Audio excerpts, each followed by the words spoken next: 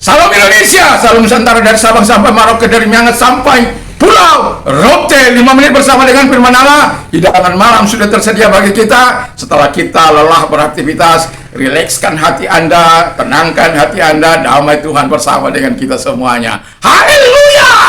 Tuhan Yesus memberkati. Mari kita tunduk kepala dan berdoa. Biarkan kami memberikan pengaruh dalam kerukunan ini, Bapa di surga. Di dalam nama Tuhan Yesus, di tengah-tengah gerejamu, di tengah-tengah masyarakat, di tengah-tengah keluarga kami. Dalam nama Yesus kami bersyukur dan berdoa. Haleluya, amin.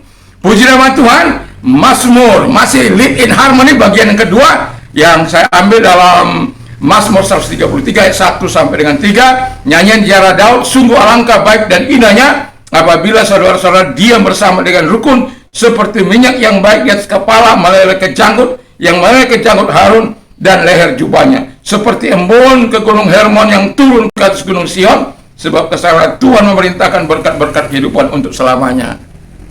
Hari ini saya tidak ada puisi atau apa namanya, ya tidak ada inspirasi. Puji nama Tuhan. Jadi dalam kerukunan gereja seharusnya, ingat, gereja seharusnya menjadi contoh yang baik. Haleluya. Ini banyak gereja satu dengan yang lain saling sikut menyikut, saling rampok merampok, mengambil domba sana sini, tidak ada kerjasama yang baik dan lain sebagainya. Gereja harus menghadirkan sorga kecil dengan menunjukkan kerukunan hidup satu dengan yang lain, saling menghargai, bukan contoh yang negatif apalagi merusak. Itu tidak baik. Tetap menjadi contoh yang baik untuk menarik orang datang kepada Tuhan Yesus. Jadi kalau kita kacau balau satu dengan yang lain, saling bertikai, saling mengatakan aku yang benar, kau yang salah. Haleluya.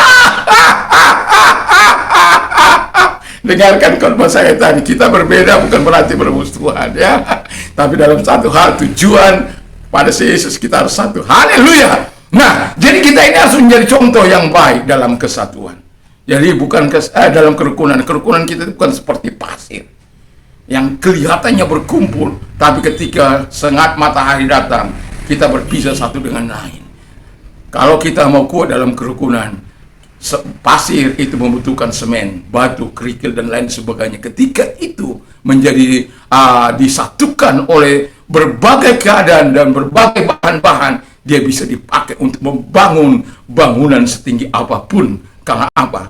Adanya kesatuan, adanya kebersamaan, adanya kerukunan di antara mereka, adanya keselesian, adanya kecocokan untuk saling mengisi satu dengan yang lain, sehingga mereka menjadi bahan yang sangat solid. Demikian gereja Tuhan seharusnya menjadi contoh yang terbaik. Yang kedua, kata firman Allah, bekerja sama dalam tubuh Kristus.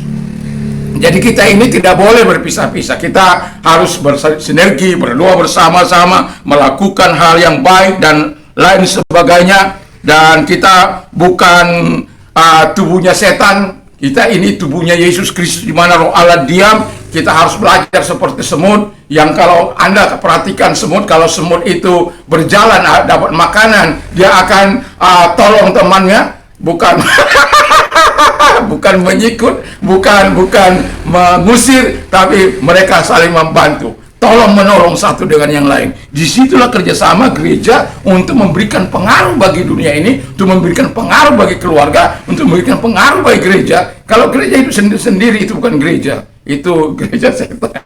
Yang ketiga, memperbaharui pelayanan. Nah, ini dalam kasih, bukan dalam ego semata, bukan dalam kesombongan, bukan dalam keangkuhan, bukan pula merasa sok hebat, paling suci, paling luar biasa.